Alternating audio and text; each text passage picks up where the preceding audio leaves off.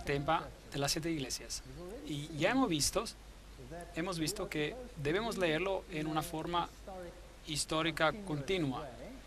Bienaventurado el que lee y los que oyen las palabras de esta profecía y guardan las cosas en ella escritas, porque el tiempo está cerca. Apocalipsis 1:3. El tiempo es, por cada periodo en la historia había un tiempo presente. El tiempo está cerca y, por supuesto, particularmente nuestro tiempo. Estando yo en el Espíritu en el día del Señor, oí detrás de mí una gran voz como de trompeta. Y luego, mirados al gran Epanados, el paralelismo de Apocalipsis 1, que nos dice que Jesús es el centro de todo libro, de toda la Biblia. Él es el gran yo soy. Vimos como en el libro de Génesis el hombre perdió acceso al árbol de la vida. La muerte entró, él tenía que ganar su pan, perdió su dominio y se volvió desnudo y fue separado de Dios. Y vimos también en el primer capítulo cómo iba a llegar una restauración que vendría para otorgarle el acceso al árbol de la vida, victoria sobre la muerte, el maná escondido. Jesús es el que acabaría con esta hambre espiritual para siempre. El dominio se restauraría, las ropas blancas, y ya no iba a haber separación de Dios. Y entonces tuvimos una pequeña introducción a las 7 iglesias, donde en Apocalipsis capítulo 1, versículo 11, las 7 iglesias son nombradas: Éfeso, Esmirna, Pérgamo, Tiatira, Sardis, Filadelfia y Laodicea. Y yo les dije que cada una de estas iglesias tiene un significado bien particular. Y vamos a recorrer estos 7 periodos del tiempo, tal como son descritos en el libro de Apocalipsis, y presentados por Él, el que camina por entre los 7 candelabros de oro. Así que tenemos un periodo de tiempo en el ministerio de Cristo, cuando Él está adentro del templo, oficiando en el primer cuarto, el lugar santo. No estamos hablando de escatología, es decir, de los eventos que suceden justo al final del tiempo, sino que tenemos un recorrido seguido a través de la historia, porque Él está en medio de los 7 candelabros, uno como el Hijo del Hombre. Y ahora también vimos en el primer capítulo, brevemente, que las 7 iglesias representan la antigua ruta postal, empezando por Éfeso, yendo a Esmirna, Pérgamo, Tiatira, Sardis, Filadelfia y Laodicea. No es sorprendente que esa sea la secuencia en la cual ocurren las iglesias y la manera en que la ruta postal estaba tratada. Y también es la secuencia en la cual son mencionadas. Dios es verdaderamente asombroso. Escribe pues las cosas que has visto, luego la aplicación del tiempo, las cosas que son y las cosas que han de ser después de estas, la aplicación al futuro. Respecto al misterio de las 7 estrellas que has visto en mi diestra y de los 7 candelabros de oro.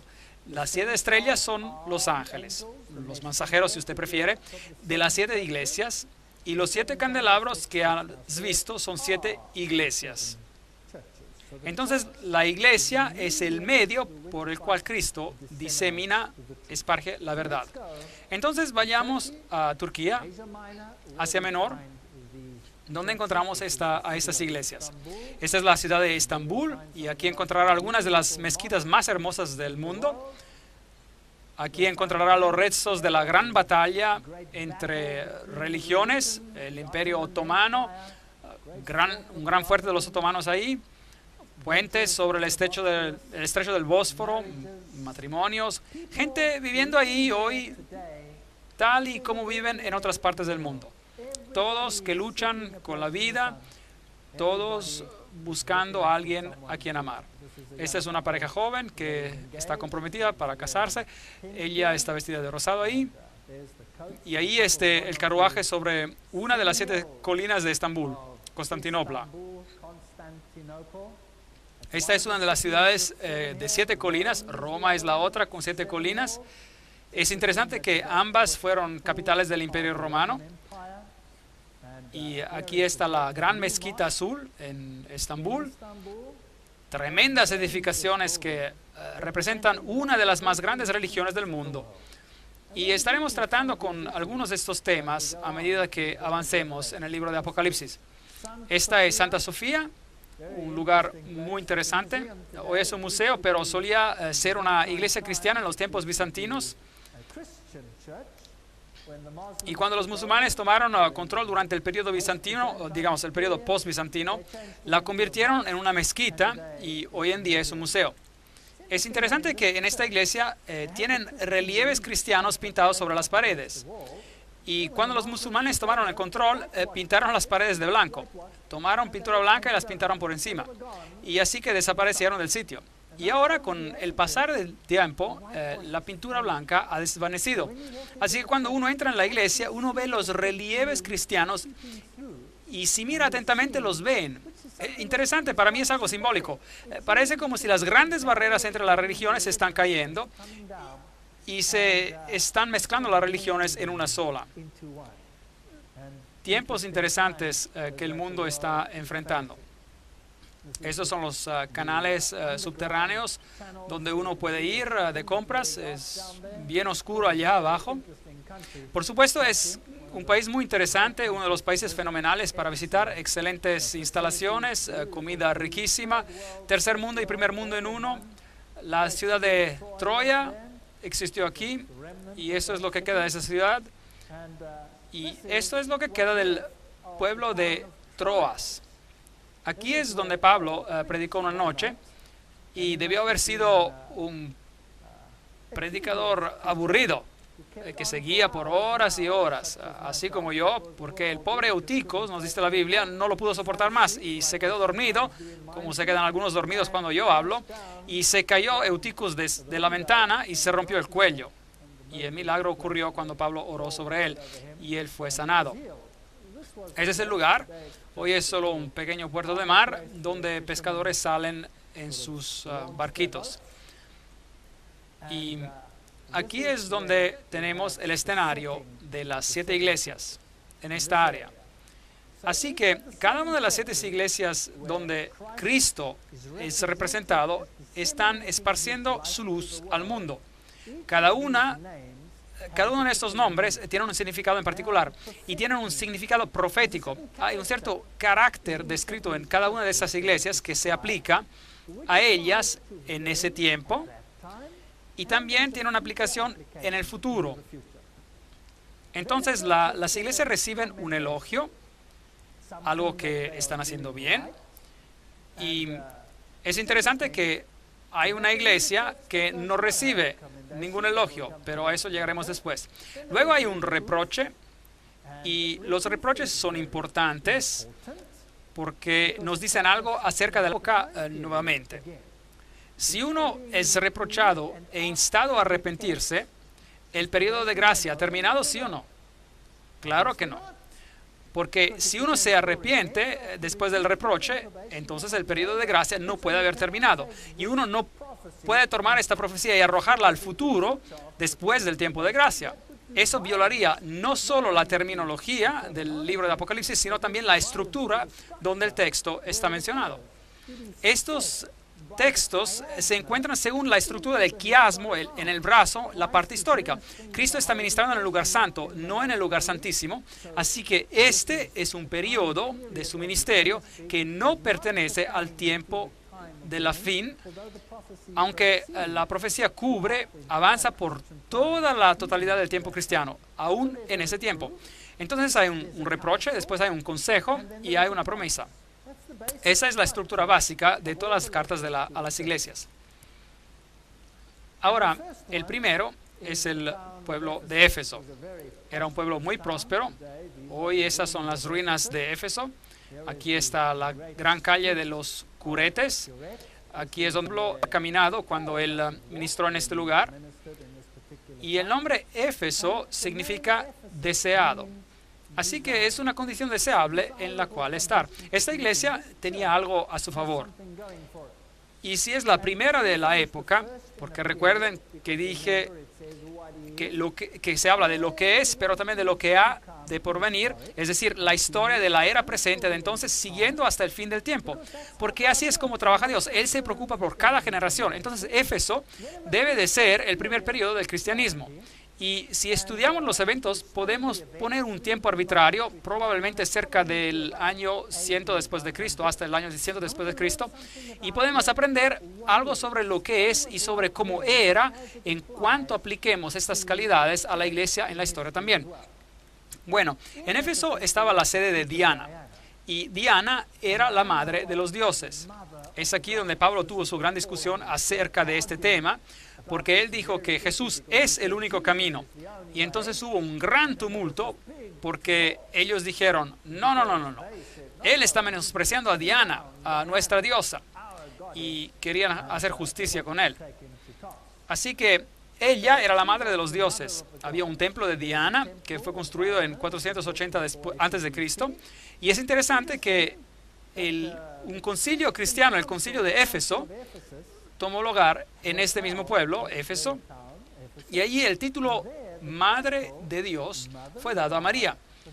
Así que hay correlaciones interesantes con la sede de la Madre de los Dioses, y asimismo aquí en este pueblo se le dio un título a María. Así que ese es el contexto de esta iglesia. Leamos la carta a la iglesia. Apocalipsis capítulo 2, versículos 1 a 3. Escribe al ángel de la iglesia en Éfeso: el que tiene las 7 estrellas en su diestra, el que camina en medio de los 7 candelabros de oro. Y ya hemos hablado sobre ese texto. Yo conozco tus obras, tu arduo trabajo y tu perseverancia, y que no puedes soportar a los malos. Este es el elogio. Así que Jesús les está diciendo, puedo ver lo que están haciendo, me alegra lo que están haciendo, y saben distinguir entre el bien y el mal. Y has probado a los que se dicen ser apóstoles. Sí, así que aún en ese tiempo había algunos que estaban tratando de engañar, ¿sí o no? Pero ellos los probaron, y fue ese el estándar por el cual distinguieron si estaban del lado bueno o del lado malo. ¿Cuál fue? Tiene que ser la palabra de Dios. Ese es el estándar. Y dice, y has probado a los que dicen de ser apóstoles y no lo son. Así que había engañadores y mentirosos en la iglesia primitiva, y lo veremos en las conferencias que siguen también. Y los has hallado mentirosos. ¿Cómo los halla mentirosos? ¿Cuál estándar utilizas para encontrar los mentirosos? ¿Los sentimientos? ¿O debe haber algo sobre cuál basarlo? Seguro que debe haber algo sobre cuál basarlo. La palabra de Dios. Y has sufrido, has sido perseverante, has trabajado arduamente por amor de mi nombre y no has desmayado. Ese es un buen elogio para la iglesia de Éfeso. Todavía mantienen su integridad. Pero hay un reproche. Pero tengo contra ti que has dejado tu primer amor. Así que esa primera llama que tenía la iglesia, esa llama que uno siente cuando se convierte y uno corre para esparcir el mensaje, se habían enfriado un poco. Recuerda, por lo tanto, de dónde has caído, arrepiéntete, da la vuelta, es decir, y haz las primeras obras. Entonces, habían llegado a un estado de autocomplacencia hasta cierto punto, pero ellos sabían distinguir lo correcto de lo incorrecto. Eso es bueno. Ellos trabajaban y laboraban para Dios, y eso era bueno. Pero ese primer entusiasmo había disminuido un poco. Pues, si no te arrepentieres, pronto vendré a ti y quitaré tu candelabro de su lugar. De modo que aquí había un periodo del tiempo en el cual, si una iglesia no vivía de acuerdo a la verdad que poseía entonces, ¿qué haría Dios? Les quitaría el candelabro y se lo daría a alguien más. Un punto muy importante. Así que en esta época todavía estamos tratando con el hecho de que si uno no vivía de acuerdo a la luz que tenía, Dios eventualmente tomaría esa luz y se la daría a alguien más para que la llevara. Pero tienes esto, que aborreces. Eso es extraño. Dios aborrece, odia algo, y los encomienda por odiar, aborrecer algo aquí. Que aborreces las obras de los nicolaitas, las cuales yo también aborrezco. Recuerden, este punto es muy importante. Dios odia, aborrece a los hechos, lo que la gente hace. aborrece, odia él a la gente? No, porque de tal manera amó Dios al mundo que ha dado a su Hijo unigénito para que todo aquel que cree en él no se pierda, sino que tenga la vida eterna. Dios ama a las personas, pero odia los sistemas falsos de adoración. ¿Podemos entender claramente este punto esta noche? Porque vamos a hablar de ciertos asuntos bien importantes y no quiero que tengan la impresión que estoy hablando en contra de gente. Estoy hablando acerca de sistemas. ¿Entendemos eso? Si un sistema no enseña la verdad, sino que propaga cosas erróneas, entonces Dios odia a ese sistema, ¿sí o no? Sí, Él ama la verdad y odia, aborrece el error. Él ama a toda la gente a pesar de sus errores y sus fallas. Aún antes de que supiéramos que Él existiera, Él estuvo dispuesto a morir por nosotros, ¿cierto? No debemos olvidarnos de esto, nunca. Así que ellos tienen algo a su favor, y es que odian a las obras de los nicolaitas, los cuales Dios también odia también las obras. Entonces la iglesia primitiva tenía el discernimiento para odiar a los nicolaitas. ¿Quiénes eran ellos? ¿Quiénes eran? Nicolaos, nicolaitas, Nicolás. Ellos eran un grupo que enseñaba, era una secta agnóstica, que enseñaba que la ley de Dios no se aplicaba al hombre carnal porque el hombre era carne y espíritu. Por lo tanto, lo que el hombre hacía en su carne no se aplicaba a su espiritualidad. Es una forma común de pensar hoy también. De modo que lo que los nicolaitas enseñaban en ese entonces también lo enseñan hoy. Nicolaos o Nicolás era el culto a Poseidón, el dios del mar. Los nicolaitas. Nicolás. ¿Ha escuchado ese nombre hoy en día? Claro, si hoy adoramos en el santuario de San Nicolás. No lo encontrarán en la historia, pueden buscar en la enciclopedia británica. Ahí dice que es un individuo ficticio, probablemente del culto de Poseidón. Muy interesante. Jesucristo es Dios. Jesucristo es el Salvador. Jesucristo es el que nos salva. Y ahora celebramos su cumpleaños, ¿en qué día? El 25 de diciembre. La Biblia dice que los pastores estaban en los campos afuera, así que no pudo ser el 25 de diciembre. El dios Zeus o Júpiter, su cumpleaños era el 25 de diciembre.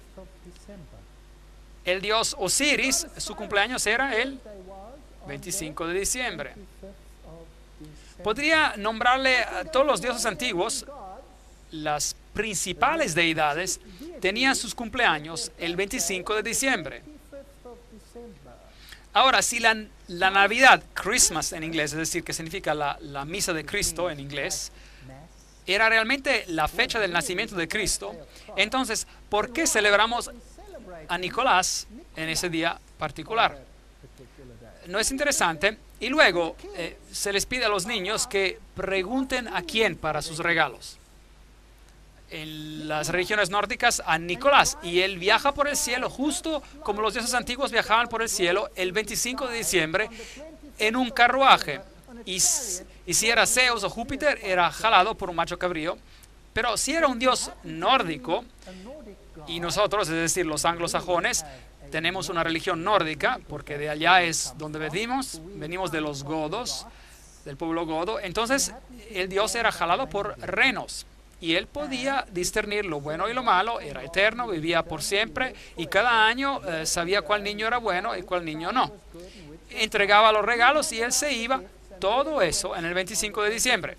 Y los niños hoy se olvidan de Jesucristo y dicen Papá Noel. ¿Eso es bueno o malo? Entonces, lo que estamos celebrando es el día de Nicolás y amamos a los nicolaitas. Pero la iglesia primitiva los odiaba. No odiaba a los individuos, pero al sistema. Al vencedor le daré a comer del árbol de la vida que está en el medio del paraíso de Dios. Apocalipsis 2, 4 a 6. Hoy Cristo está siendo suplantado por el sistema en forma sutil, pero es peor de lo que parece. Aquí está la calle de los Curetes, y aquí es donde Pablo debió haber caminado. Aquí es donde se encontraban las estatuas de los personajes prominentes del pueblo, y cada uno tenía una cabeza, y si uno tenía mucho dinero, uno contrataba a un escultor para que le hiciera una cabeza y la pusiera allí. Y uno pagaba alquiler como uno paga por el teléfono, la casa o algo así. Y si uno se le acababa el dinero o dejaba de pagar, pues tumbaban la cabeza y ponían la de alguien más, alguien que pudiera pagar el alquiler. Así que cuando uno caminaba por allá, uno estaba en toda su gloria si uno podía pagar el alquiler. Aquí había un templo al emperador de Traiano. Templos como este eran, por supuesto, dedicados a muchos dioses, y el emperador romano era, por supuesto, una deidad, el emperador romano, y era la reencarnación del dios del sol. La alcaldía, tal como era, hermosa biblioteca en Éfeso, y el templo de Domiciano, otro culto a un emperador, otra sección del templo. Y entonces, por supuesto, que tenemos los personajes escolásticos de la antigüedad, y después la iglesia bizantina dejó su rastro aquí. Y si le gusta la plomería, la tubería eran buenas. Esos tubos duraron todo este tiempo. Ese era el baño público, y abajo había un río para que todo fuera transportado lejos inmediatamente. Nada ha cambiado. Nosotros también tenemos un río, solo jalamos una canalita para que fluya, y uno se sentaba allí y podía hablar con el vecino acerca de todo lo que estaba pasando en su vida. Aquí estaban los baños escolásticos, la diosa Artemisa, que tenía muchos pechos para alimentar a las naciones. Y este era el anfiteatro donde tomó lugar todo el tumulto cuando el platero, que era responsable de hacer todas las estatuas de Diana, se enfadó muchísimo cuando Pablo predicó un dios diferente. Y la historia dice que Pablo se escapó de aquí, de Éfesos.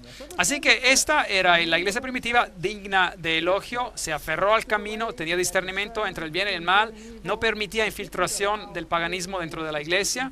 Ellos discernían entre lo incorrecto y lo correcto. Jesús era el centro de su religión. Estaban un poquito satisfechos consigo mismos, pero aparte de eso estaban bastante bien. El primer tiempo de la historia cristiana tenía estas mismas características. Éfeso era un puerto, y hoy ya no hay puerto. De hecho, el mar está a muchos kilómetros de distancia.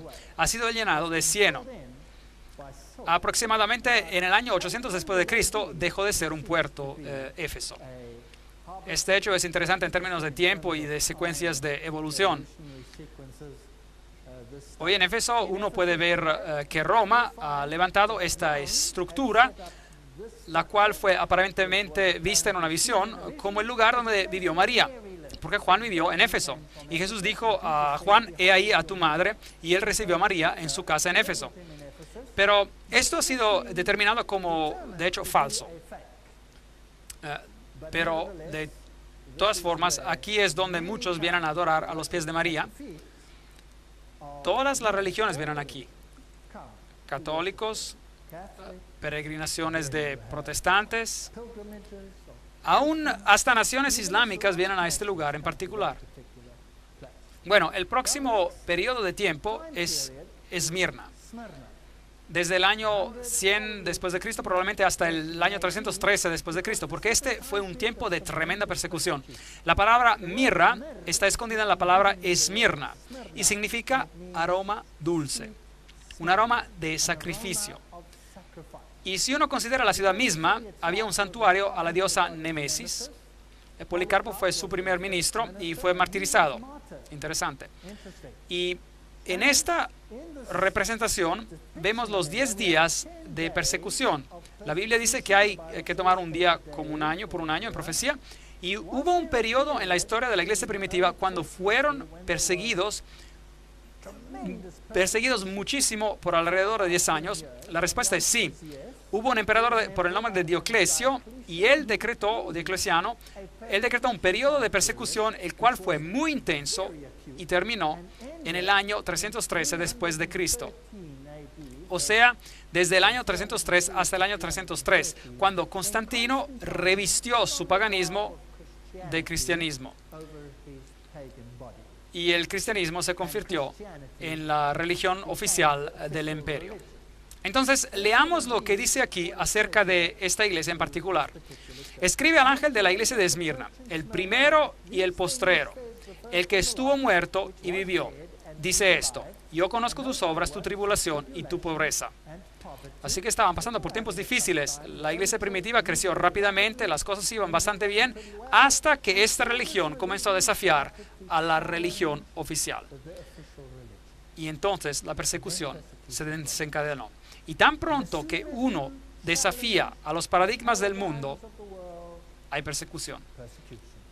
Yo conozco tus obras, tu tribulación, tu pobreza, aunque eres rico. Y la blasfemia de los que dicen ser judíos, es decir, cristianos. En la iglesia primitiva se usaban las palabras cristiano y judío intercambiadamente. Y ellos no lo son, sino que son sinagoga de Satanás. De tal manera que hay dos iglesias en este mundo: aquellos que representan a Dios y a su Hijo, y aquellos que representan a otro poder. Entonces, esta iglesia tiene un elogio aquí, pero no hay reproche, ninguno en absoluto. No temas lo que has de padecer. El diablo echará a algunos de vosotros en la cárcel para que seáis probados, y tendréis tribulación por 10 días. Ahí tenemos un periodo de tiempo mencionado de manera particular. La persecución diocleciana tomó lugar durante ese periodo. Sé fiel hasta la muerte y yo te daré la corona de la vida. Ahí está la promesa de la restauración. El que tiene oído, oiga lo que el Espíritu dice a las iglesias. El vencedor no sufrirá daño de la segunda muerte. Interesante teología que vamos a tratar en conferencias siguientes. Apocalipsis 2, 10 a 11. Así que aquí está una iglesia que no tiene reproche. Es una de las únicas dos iglesias entre las 7 que no tiene reproche, solo un elogio. Eso es muy deseable. Pero, ¿qué tuvo que pasar para que llegaran a eso? Persecución. Ven, bajo los tiempos de persecución, la escoria se separa. Y lo que pasa bajo la persecución es que aquellos que son conocidos por su forma de religión, ellos se quedan atrás, porque llega a ser muy doloroso aferrarse solo a una forma. Entonces se dan por vencidos. Por tanto, si de verdad quieren mantenerse firmes en tiempos de persecución, más vale que estén bien fundados en la roca. Más vale que sepan lo que creen y por qué lo creen. Y es por eso que el libro de Apocalipsis es muy importante, porque nos dice que vendrá un tiempo de angustia como nunca hubo. Y más vale que creamos en lo que creemos si queremos estar firmes durante ese tiempo. ¿Será que hubo tal persecución? ¿Será que alguna vez existió Diocleciano? Bueno, los llevaré de regreso a esa ciudad de Las Palmas, Palmira, con esta gran calle de columnas romanas, como la vimos en la conferencia anterior. Y aquí están los pilares del templo de Bel en el fondo y estos grandiosos arcos. Y mientras uno recorre esa ciudad, uno llega a este letrero que dice campamento de Diocleciano. Interesante, así que este emperador tenía su campamento y a sus soldados aquí, desde donde él dirigía su persecución a la iglesia cristiana primitiva. Muy interesante. Esta persecución purificó a la iglesia de todos aquellos que se aferraron al pan y al pescado, por decir, pero aquellos que se aferraron a la roca, ellos fueron elogiados. De modo que este fue el gran campamento diocleciano. Y la Esmirna moderna se llama Izmir, una capital bastante moderna. Esto es todo lo que queda de la antigua Esmirna, no mucho. Pero nos cuenta de una historia y de un tiempo interesante. Esos son jóvenes riéndose y divirtiéndose en Esmirna como en cualquier otra parte del mundo. ¿Y saben qué? Yo creo que Dios los ama. Y a Dios le encantaría que tuvieran el conocimiento completo de la verdad, así como a Él le gustaría que tú y yo tuviésemos ese conocimiento, un conocimiento completo de la verdad. Pero si uno tiene la verdad y la defiende, esto es lo que le puede pasar: persecución. Este es el Coliseo donde fueron perseguidos, donde Nerón quemaba a los cristianos Los usaba como antorchas humanas, se los daba a comer a los leones. Gran sufrimiento y muerte ocurrieron aquí mientras la gente fue aniquilada a causa del odio entre las naciones, entre las religiones. Ahora estamos entrando en una época muy interesante de la historia hoy en día, donde la tensión entre religiones está muy elevado. ¿Ha notado eso? Y quizás la solución al problema, que parece tan lógica, es de no ser tan fanáticos. Es que es tan doloroso ser fanáticos. ¿Por qué no llegar a un acuerdo para que todos llevemos bien? Comprometer un poco solo. Es verdad. Es verdad. No tendría ningún problema con cientos de religiones en el mundo. Pero tan pronto que como se incorpora a la persecución y nos lleva a destruir a todo aquel que crea algo diferente a lo que uno cree, ahí empieza el problema. Pero, ¿qué pasa si finalmente nos unimos y pretendemos que servimos al mismo Dios? Entonces tendremos paz, paz definitiva. ¿Será que sí? ¿Es que la paz se encuentra en llegar a un acuerdo? ¿Sí o no? Bueno, ese es un problema. La iglesia primitiva descubrió eso. Y entonces llegó la persecución y fueron purgados, depurados. Cuando Satanás no pudo destruir a la iglesia con la persecución, porque cuando él quemaba a uno, a un cristiano, 10 tomaban su lugar porque veían la fe de estas personas, que con amor en sus voces y cantos en sus labios y oraciones por aquellos que los perseguían, y no bombas, oraciones por los que los perseguían, y ellos morían por su fe, y otros se paraban y tomaban su lugar. Y si eso no le funcionó a Satanás, ¿qué intentó después? Pues, ¿qué tal usar las tácticas de Balaam? Es que Balaam trató de maldecir al pueblo de Dios. Balac quería maldecirlos porque eran una amenaza para él. Pero cada vez que trataba de maldecirlos Balaam, ¿qué pasaba? Una bendición salía de su boca. Un gran problema, un gran problema. Aquí estaban los hijos de Israel y este profeta Balaam se le ofreció un montón de dinero para que los maldijera, pero no funcionaba. Así que inventó un plan. Y dijo, ¿saben qué? Si conseguimos de que pequen contra Dios, entonces la protección de Dios será levantada. Y ahí sí que los tenemos en nuestras manos. Entonces vamos a tratar de hacerlos pecar. Y ya sé qué haremos. Realizaremos un festival y tendremos una fiesta. Una tremenda fiesta con música estupenda. Y adoraremos a otro Dios. Y las hermosas mujeres se pueden poner sus minifaldas solo por esa noche. Y mostrar un poco las piernas. Y eso es lo que hicieron. ¿Y qué hicieron los israelitas? Bueno, pues habían estado marchando por el desierto y sus lenguas estaban resecas y miraron esto y dijeron, increíble, y se dieron. ¿Y qué pasó? Una terrible plaga sobrevino sobre Israel. Veamos si ellos se dieron, comprometieron. Pérgamo significa elevación, elevar. ¿Elevar qué? Elevar el yo sobre lo divino. Hemos escuchado hoy en día acerca del yo cuando prendemos la televisión. No escuchamos que tenemos que encontrar nuestra fuerza ¿dónde? Adentro. Y que uno tiene que cambiarse desde adentro. Y que uno tiene que hacer todo esto por sí mismo. Que esa es la nueva forma de salvación. Pérgamo, elevar los caminos del hombre por encima de los caminos de Dios. Y eso es idolatría. De manera que en la capital de la provincia romana de Asia había un templo a Zeus, a Júpiter, también a Esculapio, el dios serpiente, una serpiente que instruía a los hombres, la serpiente medicinal enrollada en un poste. ¿Será que usamos ese símbolo hoy? Sí, el mundo de la medicina lo utiliza. El procónsul de Pérgamo tenía una espada de doble filo. Y es interesante que esta ciudad era el bastión del clero, del sacerdocio babilonio.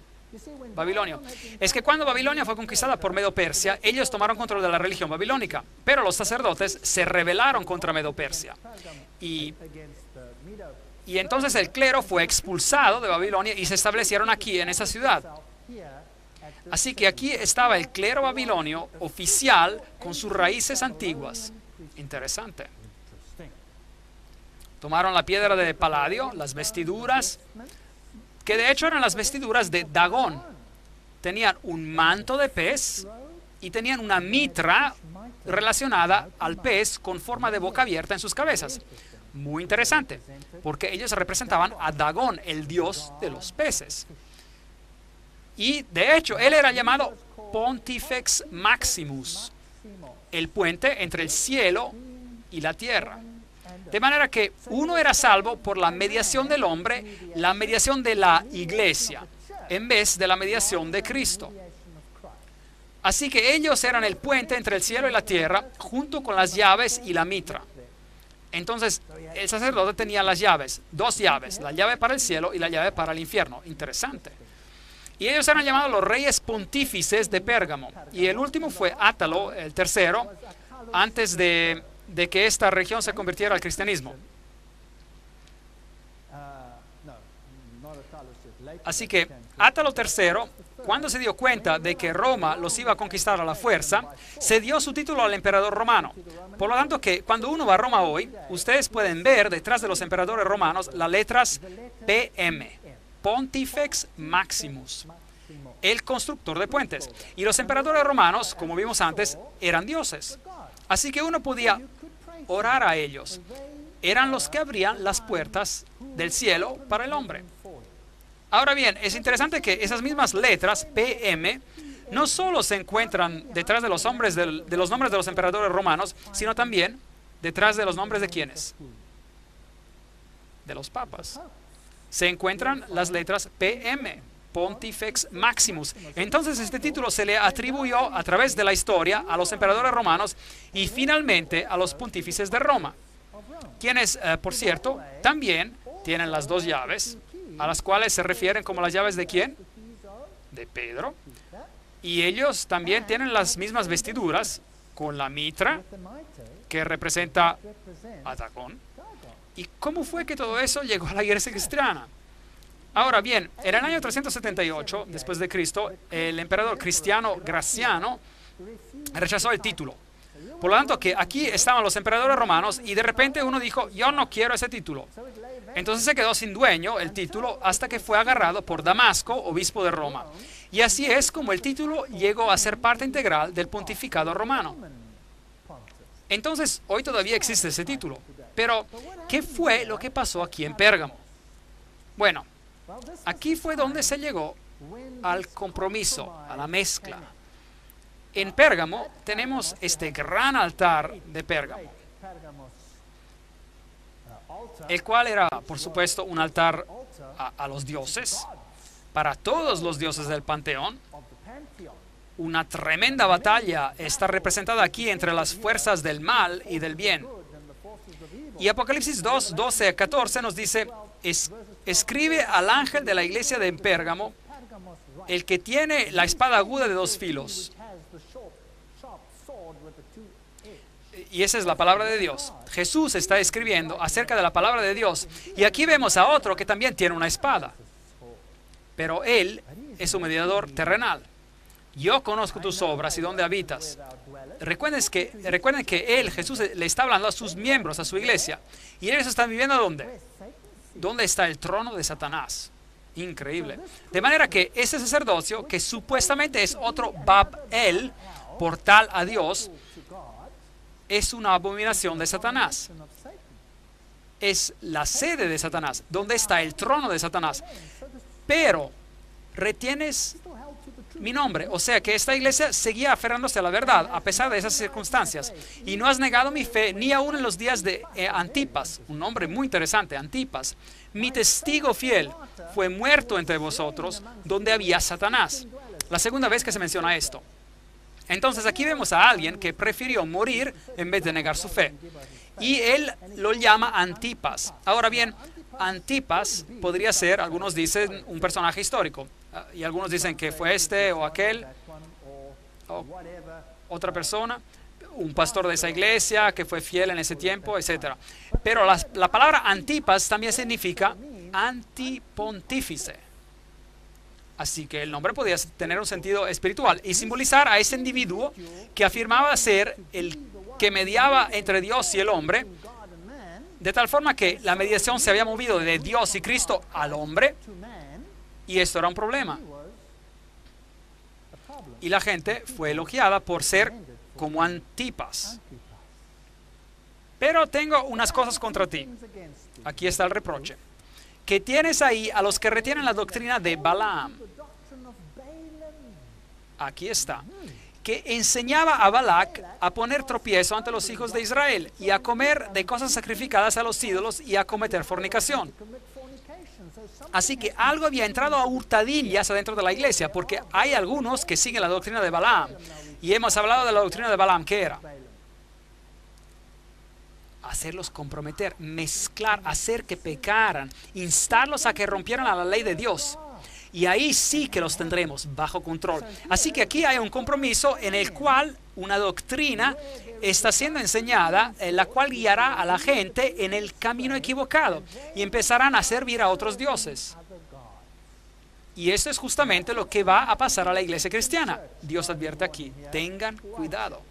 Y miren, compromiso. Las concesiones ocurrieron a causa de Constantino. Constantino dijo, casemos a las iglesias. No tengamos esta constante batalla entre el cristianismo y el paganismo. Casémoslas. Así que emitió un medallón en el cual de un lado él sirve a Jesucristo y en el otro tiene a sus deidades paganas. Pero él tenía un problema. Constantino, el emperador, tenía un problema. ¿Y saben cuál era? La palabra de Dios. Constantino tenía un problema con la palabra de Dios, porque la palabra de Dios cortaba como una espada a doble filo. Y entonces, ¿qué hizo?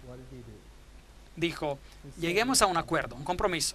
Voy a dar una conferencia completa de este tema. Entonces consiguió que su sacerdote, llamado Eusebio, que él reescribiera porciones de la Biblia. Y mandó hacer 50 copias.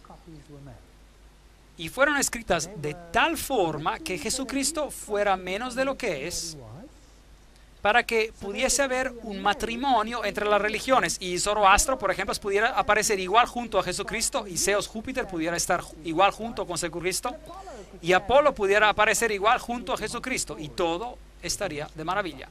Se pudieran adorar todos. Y fue un documento ecuménico que él comisionó. Entonces introdujo a un acuerdo, a un compromiso, y Jesús tuvo que rebajarse y la obediencia a Dios fue reemplazada por la obediencia al hombre. El problema, la doctrina de Balaam. Y también tienen a los que retienen la doctrina de los nicolaitas. Primero odiaban la doctrina de los nicolaitas y ahora se aferran a la doctrina. Por tanto, arrepiéntete, pues si no, vendré pronto hasta ti y pelearé contra ellos con la espada de mi boca. El que tiene oído, oiga lo que el Espíritu dice a las iglesias. Al vencedor le daré de comer del maná escondido y le daré una piedrecita blanca y en la piedrecita un nombre nuevo escrito, el cual nadie conoce sino el que lo recibe. Las concesiones, el compromiso, es el mal más grande de todos porque es tan engañoso, tan engañoso. Aquí, esta gran ciudad, estas son las personas que viven ahí hoy. El mercado todavía es del tercer mundo. El muro rojo, el muro de afuera, el templo de Dionisio, el templo de Traiano, el templo de Zeus, Júpiter.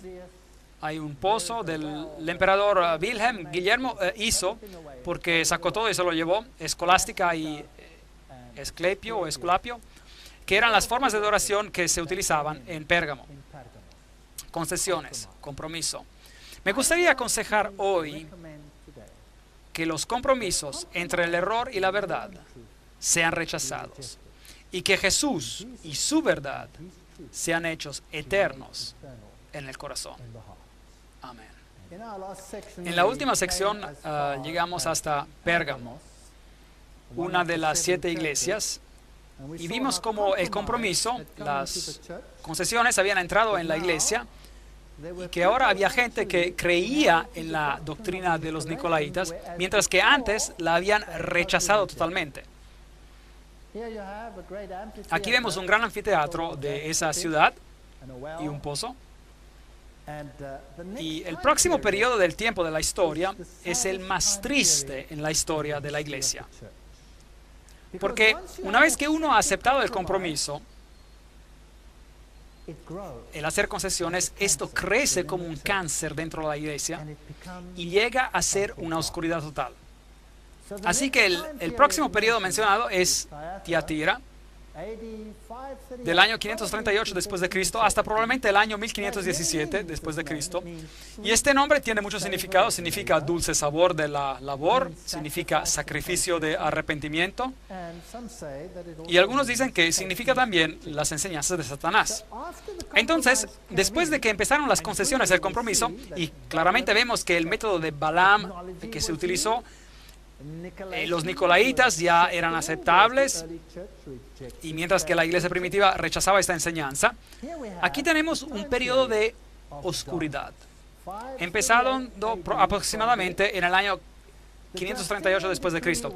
El decreto justiniano fue emitido para designar el obispo de Roma como el corrector de los herejes, de tal forma que la palabra ya no era el parámetro que decidía lo que era bueno y lo que era malo, sino que un ser humano había tomado el papel de decidir lo que uno debería creer.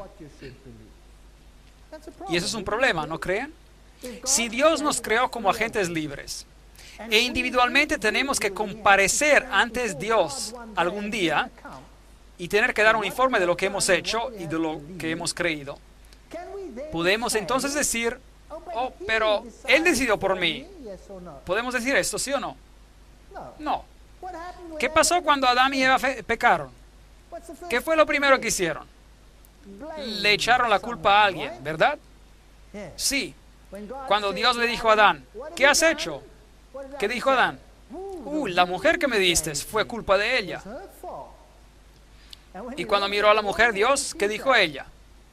Pues fue la serpiente la que me engañó. ¿Se acuerdan de esa historia? Entonces, una vez que nos ponemos con esa actitud y empezamos a echarle la culpa a otro, y estamos viviendo en una sociedad que echa la culpa. ¿Ha notado eso? Nadie tiene un problema en este planeta. No hay niño que tenga un problema en este planeta. Tengo mis problemas por culpa de mis padres. ¿Han ya escuchado eso? Mi padre era bien exigente, mi madre hizo esto y por esto, y es que tengo este problema hoy. Nadie tiene un problema, el problema viene de alguien más. El padre que me dices es el problema. Ahora bien, a veces eso es cierto, de vez en cuando el padre es el problema. Pero esa es una tendencia en el mundo, todos los demás son los que tienen la culpa. Entonces, ahora había un corrector de herejes.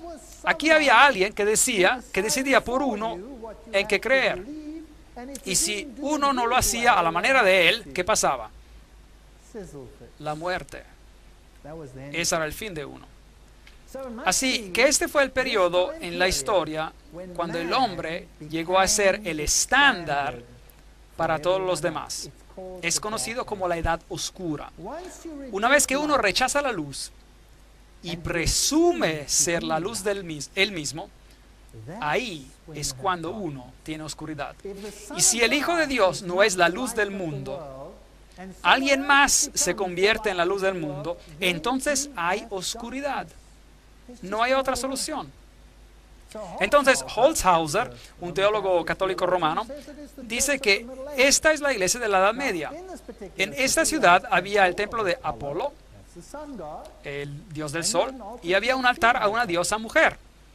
La iglesia de la Edad Media tenía un dios, hombre, y habían edificado a una mujer. Llegaremos a eso más adelante en nuestras conferencias. Había una industria textil en esta ciudad donde hacían tinturas de púrpura y carmesí hechas de una raíz conocida como la raíz de rubia. Ahora bien, los colores púrpura y carmesí también son los colores de la iglesia de la Edad Media. Muy interesante. Y los colores tienen un significado especial. Púrpura es el color de la realeza y el carmesí es el color del sacrificio. Así que ellos asumieron la posición de realeza y sacrificio que no se deben asignarse a nadie más que a Jesucristo. Se han establecido como la norma, son los que perdonan los pecados. Son los que dicen, venid a mí todos los que estáis trabajados y cargados y yo os haré descansar. Venid a mí, confesadme vuestros pecados y yo os daré absolución. Mientras tanto Jesús dice, yo soy el camino, la verdad y la vida. Confiesen sus pecados a Dios. Por lo tanto, aquí hay un problema ingresando. Luego en esta historia, a medida de que se desarrolla en esta ciudad, está la historia de Jezabel. Ahora bien, si uno escudriña el Antiguo Testamento, Jezabel fue una princesa de Fenicia que se casó con Ahab, quien fue el rey de Israel, y llevó a todo el pueblo de Israel a la adoración del sol. Pueden leer el relato en 1 de Reyes 18:4 y en 2 de Reyes 9:22. Jezabel llevó al pueblo a la adoración de Baal. Y en ese tiempo había sacerdotes de Baal y había sacerdotes de Ashtoreth. Ashtoreth era la deidad femenina que era adorada. Entonces había una deidad masculina y una deidad femenina. Eso es interesante. Y uno le podía orar a cualquiera de las dos. Y había sacerdotes de una deidad y de la otra. Ahora bien, la iglesia en la Edad Media hizo exactamente lo mismo. Encontramos un clero entero dedicado a María. Y también un clero dedicado a una deidad masculina. Es interesante. Yo conozco tus obras, tu amor, tu fe, tu servicio. Recuerden de que la carta fue escrita a la iglesia de Dios viviendo en esas circunstancias y a veces bebiendo también de esa fuente doctrinal, y eso es lo triste. Y tu perseverancia y que tus obras postreras son superiores a las primeras. Así que aquí tenemos una orientación acerca de las obras. No me malinterpreten, no hay nada malo con las obras, porque la fe sin obras está muerta. Pero si las obras toman el lugar de la fe, entonces la fe está muerta. ¿Me entienden? De modo que aquí había una iglesia que había desplazado el énfasis de la fe a las obras. Pero tengo contra ti que toleras esa mujer Jezabel. Ahora bien,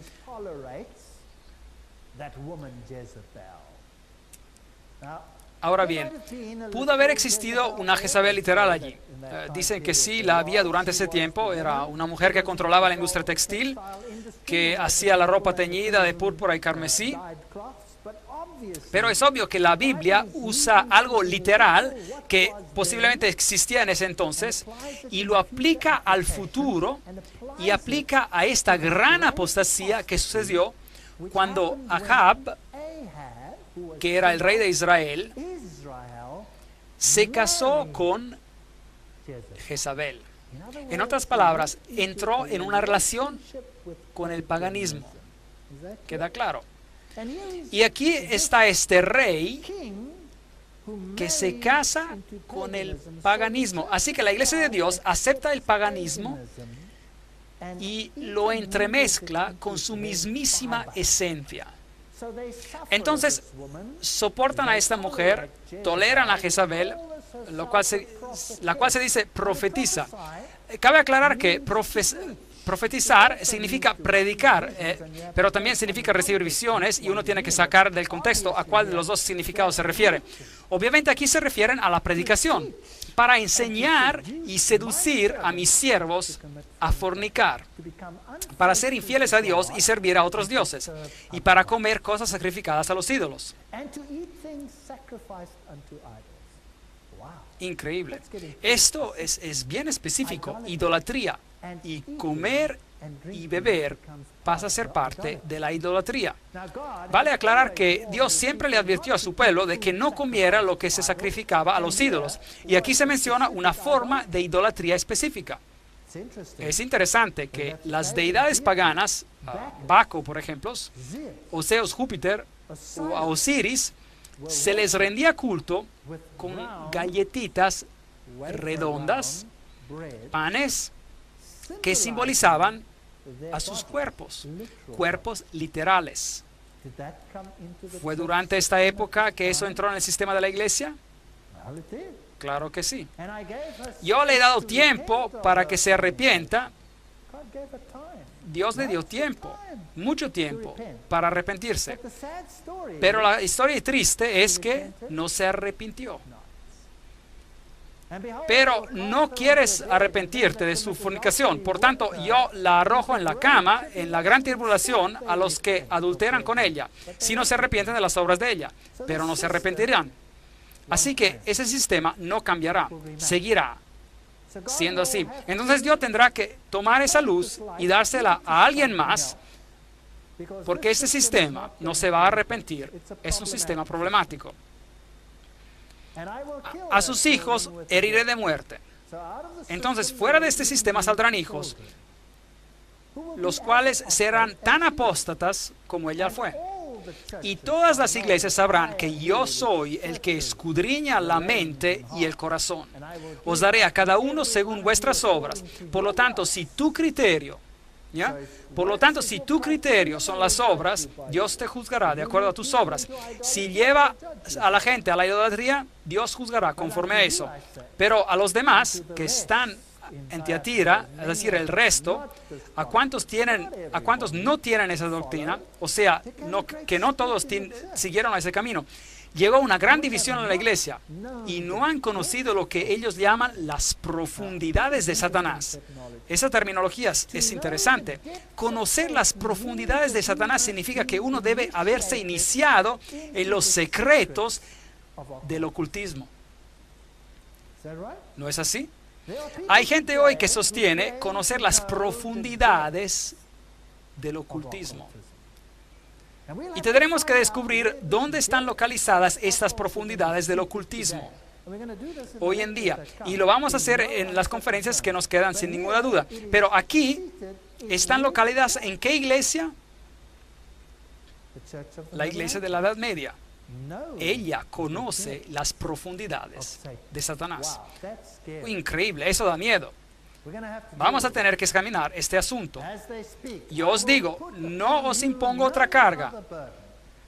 Así que hay gente que se resiste a comprometerse de esta forma, que rechazan esta enseñanza interna, este misterio, este ocultismo. Pero lo que tenéis, reténlo hasta que yo venga. Esa es la primera referencia a la venida de Cristo. Por lo tanto, es obvio que nos hemos movido de una época en la cual la iglesia sabía lo que era la verdad, pasó a ser satisfecha consigo misma, pasó a un tiempo donde hubo gran persecución y la iglesia fue purificada. ¿Se acuerdan? Esmirna, Mirra. Y entonces pasó por un tiempo de compromiso, concesiones, Pérgamo, ¿se acuerdan? Cuando la verdad y el error se entremezclaron, y después a un periodo en el cual el hombre se postula a sí mismo como un estándar para decidir lo correcto y lo incorrecto. Y se convierte en religión para ti, para la persona, reemplazando a la palabra de Dios. Y luego entramos en el ocultismo puro. Dice el texto, retenedlo hasta que yo venga. Al vencedor que guarde mis obras hasta el fin, yo le daré autoridad sobre las naciones. Bueno, aquí está el pilar de Justiniano. Aquí está, y este por acá, conmemorando el decreto por el cual el hombre puede ahora decidir quién está en lo correcto y quién no. Y tiene el derecho de castigar aún hasta con muerte. Pilares son traídos, pilares egipcios. Estos son símbolos fálicos, de hecho, de Osiris. Esto es paganismo. Los encontrarán especialmente en Roma, por supuesto. Al centro del Vaticano se encuentra un tremendo pilar de Tutmose el III, el mismísimo faraón del Éxodo. La corona triple, que es de Medo-Persia, representa en realidad al Dios del cielo, de la tierra y del mundo de los muertos. Increíble. Es impresionante ser coronado con una corona que lo hace a uno rey del cielo, de la tierra y del mundo de los muertos. Eso es tomar el lugar de alguien más. Bueno, obviamente necesitamos un reavivamiento. La iglesia de la Edad Media se convirtió en obscuridad y llegó a ser conocida como la Edad Oscura, de hecho. Y entonces el próximo periodo es Sardis, abarcando desde el año 1517 a 1798. Significa renovación. Hablaremos más en detalle después sobre las fechas y aclararemos por qué estos periodos son importantes. Renovamiento de lo que queda. Literalmente, Sardis significa reforma. ¿No es increíble que Dios nos ponga en este orden? La ciudad era impenetrable, pero fue tomada 2 veces sin resistencia. Una vez por Ciro, rey de Medo-Persia, y Antíoco, rey griego, Antíoco el Grande. Leamos acerca de este periodo de reforma. Apocalipsis 3, versículo 1. Escribe al ángel de la iglesia de Sardis, el que tiene los 7 espíritus de Dios y las 7 estrellas. Los maestros, es decir, las estrellas son los maestros en sus manos. Yo conozco tus obras, que tienes nombres de que vives y estás muerto.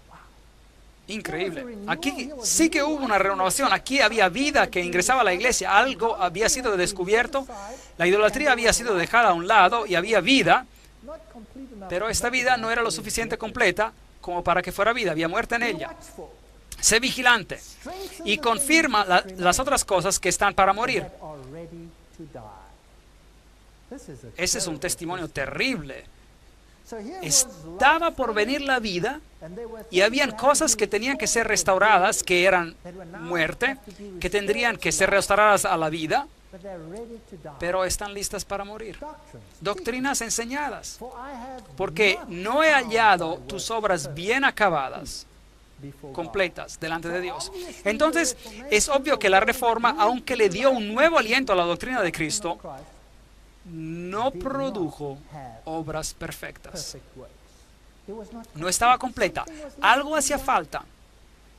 Es muy interesante que en el Concilio de Trento, se discutió un asunto importantísimo, muy importante, y estaremos explorándolo más a fondo más adelante en las conferencias. El asunto crucial fue sola scriptura, la Biblia y solo la Biblia como el estándar.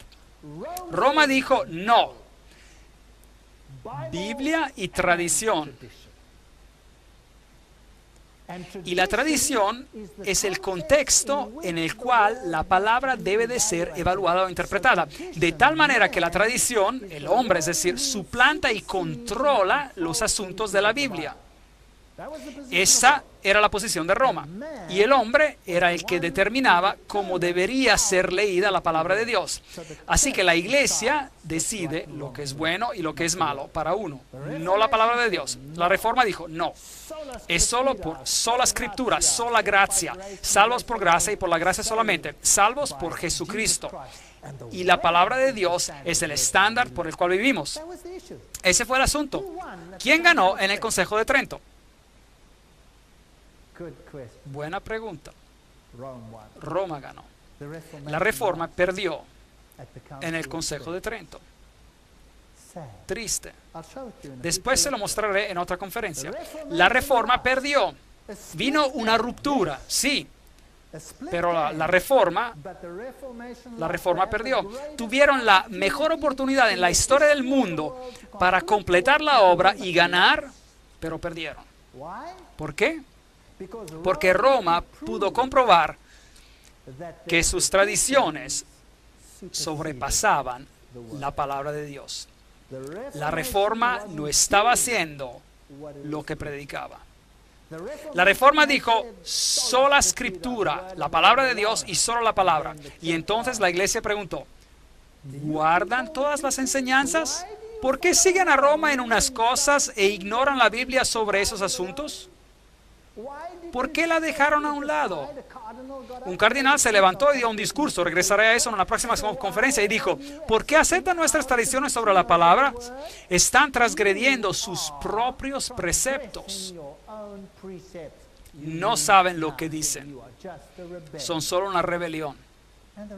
Y la Reforma perdió en este punto. No fue perfecta delante de Dios. Historia triste. Acuérdate pues de lo que has recibido y oído. Guárdalo y arrepiéntete. Pues si no velas, vendré sobre ti como un ladrón y no sabrás a qué hora vendré sobre ti. Esa también es una triste historia. Si uno rechaza la luz tarde o temprano, no podrá discernir en qué tiempo vive. Y la venida de Cristo será una sorpresa total. Pero tienes unas pocas personas en Sardis que no han manchado sus vestiduras. Entonces, no todo estaba mal con la Reforma. La Reforma fue una herramienta poderosa, solo que no terminó el trabajo. No llegó al blanco. El trabajo no se completó ante Dios. Y andará conmigo en vestiduras blancas. Me pregunto quiénes son. ¿Podrán ser Juan Hus? ¿Podrán ser Tyndale? ¿Podrán ser Wycliffe? ¿Podrán ser Martín Lutero? ¿Podrán ser todos estos grandes reformadores? Son dignos porque se mantuvieron firmes en lo que consideraban ser verdad. El vencedor será vestido de vestiduras blancas y no borraré su nombre del libro de la vida y confesaré su nombre delante de mi Padre y delante de sus ángeles. A propósito, ese es un texto interesante. Ahí no dice, escribiré su nombre en el libro de la vida. Dice, no borraré su nombre del libro de la vida. Increíble. ¿Qué nos dice eso acerca de Dios? ¿A cuántos quiere salvar a Dios? A todos. ¿Sabían que todos los que han nacido desde el principio han sido escritos en el libro de la Biblia, de la vida? Es la decisión de cada uno de nosotros si el nombre permanece allí o no. Triste historia. De cualquier forma, esta es Sardis, tal como se veía. Eso es todo lo que queda para ellos. Esta es una mujer musulmana que nos acompañó en ese tour. Una historia maravillosa.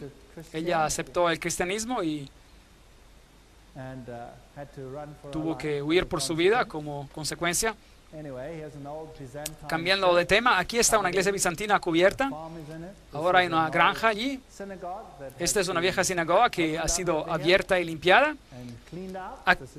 Aquí es probablemente donde Pablo enseñó. Y quizás Pablo estuvo en esta sinagoga en Sardis. Si vemos ejemplos de la historia, esta es la ciudad de Praga. Hoy es bastante industrial, pero la ciudad antigua es bellísima, muy bella. Una de las ciudades antiguas mejor preservadas en Europa, pero muy impresionante. Aquí es donde Juan Hus predicaba, y hay una estatua en su memoria enfrente de estos edificios viejos.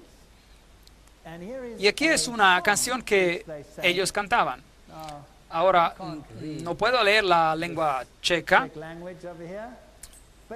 pero de todos modos, esta canción era en contra del rey de Babilonia. Y él predicaba, este husita, que este rey de Babilonia estaba tomando el lugar de Jesucristo. Y Hus fue declarado un hereje y sentenciado a la muerte en la estaca. Pero tienes unas pocas personas en Sardis que no han manchado sus vestiduras y andarán conmigo en vestiduras blancas, pues son dignas. Aquí está el viejo puente sobre el río en Praga, y aquí colgaban los cuerpos de los husitas, los que seguían a Hus y que rechazaban las enseñanzas de Roma y escogían las enseñanzas de la Biblia. Así que si los descubrían, los cortaban a pedazos y los colgaban ahí para que todos los vieran. De tal forma que se podía ver un cadáver allí, un brazo, una pierna colgando, para recordarle a la gente que no valía la pena ir en contra de la iglesia en la Edad Media. Mientras se cruza este puente hoy, se pueden encontrar los santos ahí, de regreso en su lugar. Aquí hay una mujer poniendo su mano en esta imagen. Y uno puede ver cómo esta imagen de bronce está brillante debido a toda la gente que pone sus manos ahí. porque creen que si ponen sus manos ahí recibirán una bendición especial. Ese es un santo católico que aparentemente murió aquí al ser colgado sobre el puente. En efecto, dicen que lo subieron posiblemente del puente. Y así que si uno pone la mano ahí, recibe una bendición especial. Así que uno puede recibir bendiciones a través de las acciones del hombre. Es contra esa idea que peleaban los husitas, la elevación del hombre sobre Cristo. Los símbolos de la adoración del sol, los signos del zodíaco. Aquí está una enclave jesuita en las letras H-I-S, Horus, Iris y Set, la Trinidad egipcia. Las iglesias están siendo modificadas. Aquí está un balneario donde se pueden comprar alimentos saludables. Aquí está Martín Lutero. Y aquí, en esta escalera, la cual se llama la Santa Scala, Martín Lutero se levantó después de estar arrollado y dijo: el justo vivirá por fe. Y ven, esta escalera se dice que fue la escalera por la cual Jesucristo caminó cuando fue sentenciado a muerte por Pilato. Y entonces dicen que un día milagrosamente los ángeles tomaron la escalera de Jerusalén y la pusieron en Roma. Así es como llegó allí. Y entonces construyeron esta catedral alrededor. Y hoy, si uno sube la escalera arrodillado, uno puede recibir una bendición especial y 90 días de absolución. Aún hoy se puede recibir. Eso significa que por 90 días uno puede hacer lo que uno quiera y está perdonado por anticipado. Un sistema estupendo, excepto que no es bíblico. Así que miré a estos jóvenes y viejos subiendo de rodillas, gateando para subir a los escalones, tratando de encontrar perdón por lo que sea que hayan hecho o que querían hacer. Triste, ¿no? Cuando todo lo que tenemos que hacer es mirar a Jesús y decir: aquí estoy, Señor, soy un pecador, perdóname. Y Jesús nos ve y dice: no te condeno, ve y no peques más. Qué manera más maravillosa de encontrar perdón. Hier stand vor Kaiser und Reich Martin Luther 1521. Aquí se presentó Martín Lutero ante el emperador y el reino. Martín Lutero.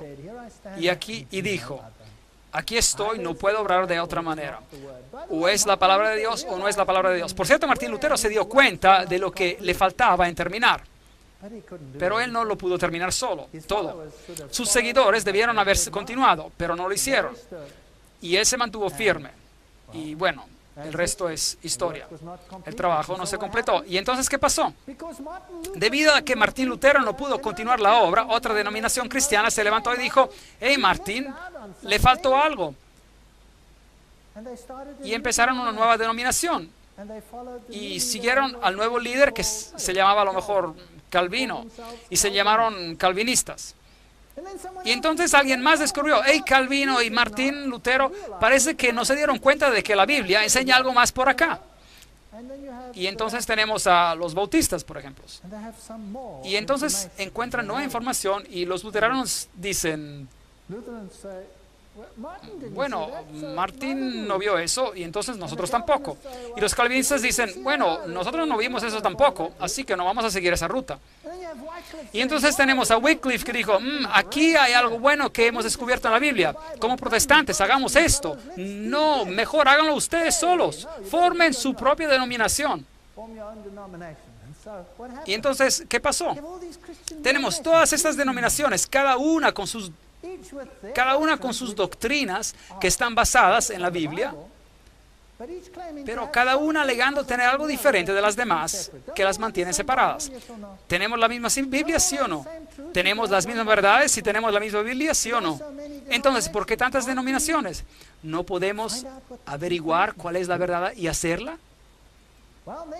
Bueno, y entonces viene Filadelfia, del año 1798 al año 1844. Filadelfia significa amor de la hermandad. Atalo el segundo la construyó porque amaba a su hermano Eumenes, y era la entrada a las montañas, era una puerta abierta. Pues esta es una época interesante porque después de la reforma que había terminado, Ahí es cuando empezó la misión mundial. Carey se fue a India en el 1793, Morrison se fue a China en 1807, Moffat a África en 1817, la Sociedad Bíblica Británica comenzó en 1804, la Sociedad Bíblica Americana comenzó en 1816, la palabra se esparció por el mundo. Escribe al ángel de la iglesia de Filadelfia, amor de hermandad, esto dice el santo, el verdadero, el que tiene la llave de David, el que abre y ninguno cierra, y cierra y ninguno abre. Este es un concepto interesante, el abrir y el cerrar. Algo se está abriendo y algo se está cerrando. Y es así que Dios abre el camino a la misión mundial y el mensaje se esparce. Pero también hay algo que se está abriendo y cerrando. Había portones o puertas, si prefieren, entre los compartimentos del santuario. Y cuando entramos al próximo periodo, encontraremos que ya no estamos en el lugar santo, sino en el lugar santísimo. Entonces el ministerio de Jesús debió haber emigrado del lugar santo al santísimo, pero ese es un concepto con el cual no trataremos en detalle ahora. Yo conozco tus obras, por eso he puesto delante de ti una puerta abierta, la cual nadie puede cerrar. Pues aunque tienes poca fuerza, un grupo pequeño de creyentes, has guardado mi palabra y no has negado mi nombre. Aquí no hay reproche. Un grupo pequeño decide de que seguirán a Cristo en todo, toda la verdad. ¿Qué pasó durante este tiempo, periodo de tiempo? De la sinagoga de Satanás. Así que hay la iglesia de Satanás en el mundo, de los que dicen ser judíos y no lo son, sino que mienten. Te daré algunos, y yo haré que vengan y se prostren a tus pies reconociendo que yo te he amado. Así que hay un grupo que encuentra la verdad y algo que está siendo restaurado. Por cuanto has guardado la palabra de mi paciencia. De regreso a la palabra de Dios. Obviamente hay algo que se está haciendo de manera diferente. Yo también te guardaré de la hora de la prueba. Entonces no estarán aquí justo al final, de manera que es un periodo justo antes de los últimos grupos sobre la tierra, que ha de venir sobre el mundo entero para probar a los que habitan sobre la tierra. Vengo pronto. ¿Qué le dijo a la iglesia anterior? Hasta que yo venga. Y ahora vengo pronto. ¿Se dan cuenta de que el tiempo es ya más corto? Obviamente nos hemos movido en la historia de un tiempo cuando Él va a venir, a un periodo de la historia cuando Él va a venir muy pronto. Esto es antes de los últimos eventos. Antes de los últimos eventos. Pero este grupo no tendrá parte en los últimos eventos porque serán guardados de la hora de prueba. Retén lo que tienes para que ninguno tome tu corona. Apocalipsis 3, 9 a 11. ¿Qué pasó en la historia? Bueno, si uno va a Filadelfia, encontrará unas cuantas ruinas de algunas iglesias bizantinas de la Edad Media. Y esta anciana tiene una connotación interesante para mí. Me enseñó una lección muy interesante.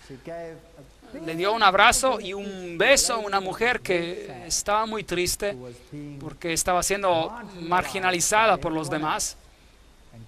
Y la señora me dio una mirada de reprimienda. Y voy a acordar esa mirada porque me enseñó algo. Me enseñó que uno debe respetar a la gente más por el valor de lo que son que por el valor de lo que hacen. Pero esa es una historia diferente y es para otra ocasión. Al vencedor yo lo haré columna en el templo de mi Dios. Tremendo, ser parte de los salvos. Y nunca más saldrá de allí. Vida eterna. Escribiré sobre él el nombre de mi Dios. El carácter de Dios estará en él. El nombre y el nombre de la ciudad de mi Dios. El carácter de mi pueblo. Que es la nueva Jerusalén, la cual desciende del cielo. Noten que no es una ciudad con mal alcantarillo aquí en la tierra. No, es una ciudad que desciende del cielo. Con mi Dios y mi nombre nuevo le escribiré. Apocalipsis 3, 12. Esas son grandes promesas para esta iglesia, Filadelfia. Una temporada de renovación de Filadelfia, cuando las enseñanzas de la Biblia eran tomadas en su totalidad de nuevo y combinadas con una enseñanza siguiendo todo lo que está en la Biblia. La Biblia también se esparció a todo el mundo con Satanás tratando de confundir el asunto y el pueblo de Dios supuestamente allí para representar la justicia y la verdad. Y luego viene la última iglesia, la Odisea. Y si tomamos la profecía de Daniel, donde se termina la profecía de los 2300 días, y con esta fecha muy interesante, el año 1844, vamos a tener toda una conferencia al respecto, así que no vamos a tratar de ese tema por ahora, sería demasiado complicado. La Odisea significa nación del juicio, eso quiere decir que es la última, el cumplimiento histórico del Yom Kippur. Cristo está en el lugar santísimo ahora, porque ya no estamos hablando de candelabros, ni de panes, ni altares de incienso, estamos hablando del arca del pacto. Entonces, Jesús se ha movido a la siguiente fase, el Yom Kippur, la hora del juicio. Muy interesante. Ahora, la ciudad, Antíoco, la construyó y la nombró en honor de su esposa, la Odisea. Se llamaba Laodice y era un balneario la ciudad. Ellos tenían ungüentos para los ojos que fabricaban, uno muy famoso llamado colirio. Podríamos decir que se servían para brindar visión espiritual. Era una ciudad muy adinerada, fue destruida en el año 60 después de Cristo por un terremoto, la reconstruyeron con sus propios fondos, sin necesidad de fondos estatales. Eran ricos, lo tenían todo y tenían un balneario. Esas son las ruinas de la Odisea, algunas de ellas todavía están siendo desenterradas. Aquí hay un viejo anfiteatro que no ha sido excavado todavía. Ellos tenían un sistema fascinante de tuberías. Noten todo el material aislante alrededor de los tubos. Tremendo. Ellos ponían toda esta tubería dentro de estos sistemas pesados y bombeaban el agua a todo el pueblo. No muy lejos de ahí hay pozos calientes, pero no había ninguno en la Odisea, así que bombeaban el agua y entraba a la tubería, caliente todavía el agua, y era una hazaña de la ingeniería. Y cuando salía de la Odisea, el agua ya no estaba caliente, salía tibia. Si uno se la tomaba tibia, le daba náusea y vomitaba. Y si la calentaba, se la podía tomar en forma de té o algo así. Y si la enfriaba, también se la podía tomar. Tal como hoy tenemos remedios de sal y uno se los puede tomar y bajaban, y se pueden beber. Pero cuando el agua llegaba, allá estaba tibia. Una historia fascinante de arqueología. Yo conozco tus obras, que ni eres frío ni caliente. Ojalá fueras frío o caliente. Pero por cuanto eres tibio y no frío ni caliente, te vomitaré de mi boca. Apocalipsis 3, 15 y 16. Noten que el reproche no es vendré y tomaré tu candelabro y se lo daré a alguien más. El reproche es te vomitaré de mi boca. Solo se vomita, así que esta iglesia es la última iglesia. Ya no va a haber un candelabro que se pasa, ya es simplemente una iglesia que se vomita o se escupido, por así decir. La iglesia será zarandeada y aquellos que no se ajustan serán lanzados afuera. Así que esta iglesia será zarandeada y aquellos que no se ajustan serán lanzados afuera. Entonces, ¿es una iglesia perfecta, sí o no? No, está muy mal, patética. Noten que es tibia y que no hay elogio, solo un reproche. No hay ningún tipo de elogio. Es la única iglesia donde no hay elogios. Nada. No muy lejos queda Gideópolis, donde hay unas termales muy calientes, pero en la Odisea el agua era tibia. Hoy hay muchos balnearios con esos hermosos depósitos de carbonato de calcio y todos esos pequeños pozos calientes por todas partes. Es un lugar hermoso. Todavía preparan comida saludable ahí, anfiteatros aquí como este.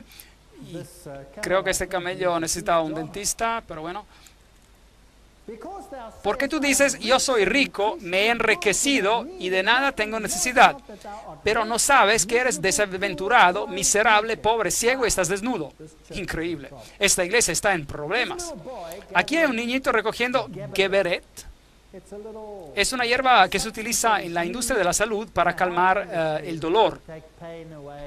Es como un anestésico y hoy esta área es conocida por sus hierbas medicinales, hasta hoy en día. Es que hay un mensaje de salud asociado con la Odisea, algo para el cuerpo físico también. Pero desafortunadamente, la Odisea, ellos son ricos. Pero bueno, Dios está interesado, Él está hablando acá de riquezas literales, ¿sí o no? No. Entonces, ¿son ricos en qué? Sí, correcto, en conocimiento. Tienen conocimiento bíblico.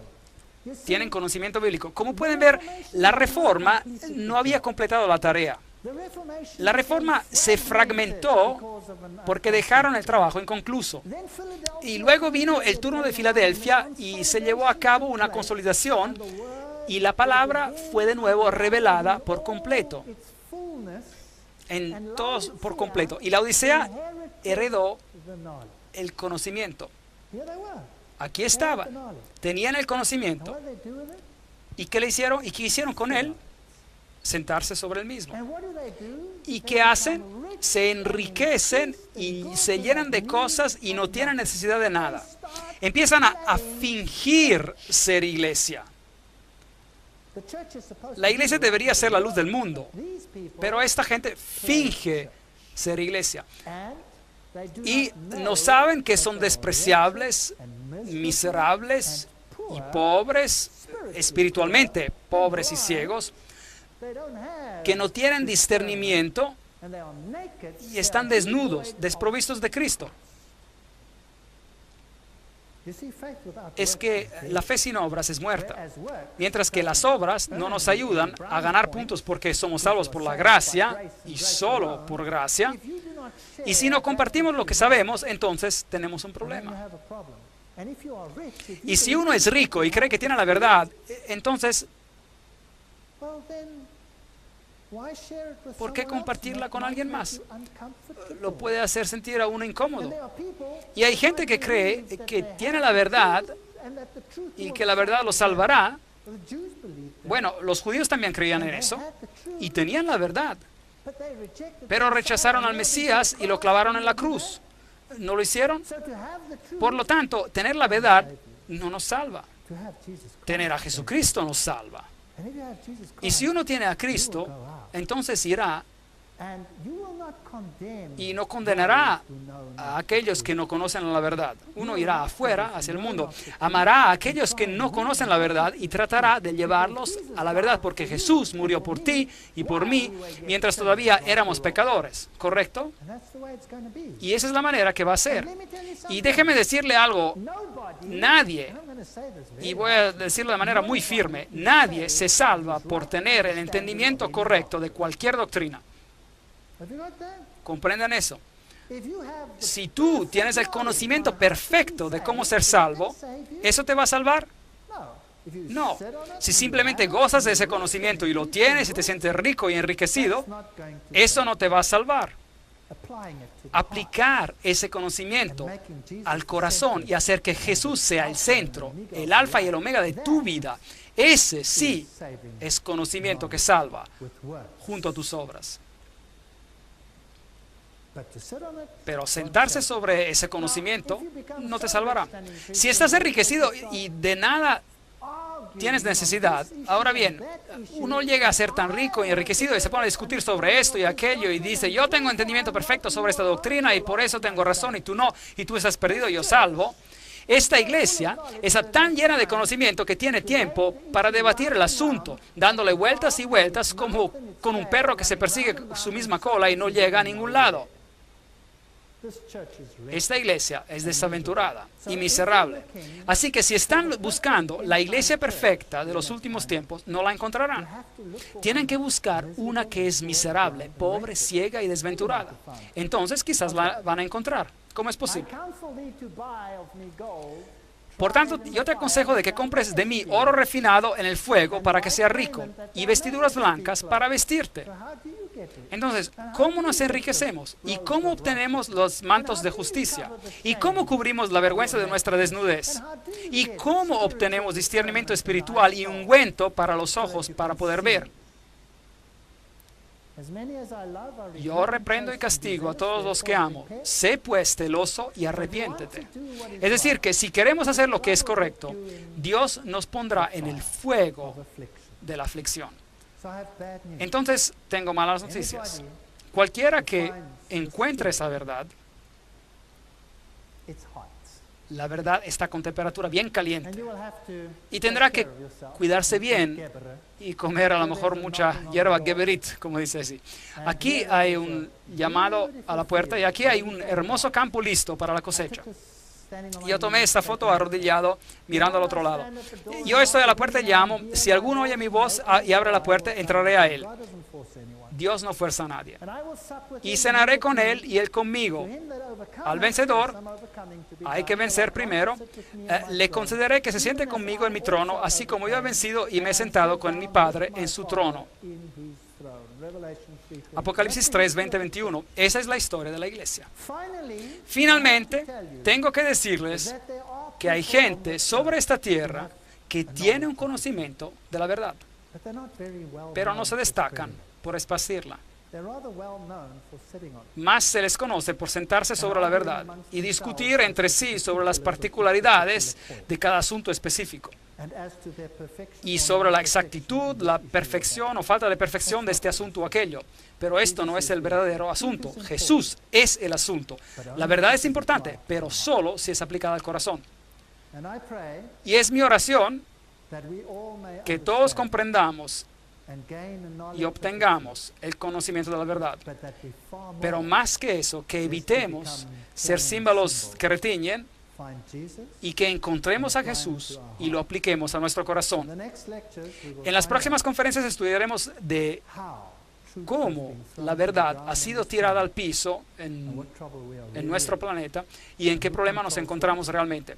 Y quién controla qué y cómo lo hace. Que Dios les bendiga y les guarde. Y asistan a las próximas conferencias que explicarán paso tras paso toda la batalla entre el bien y el mal.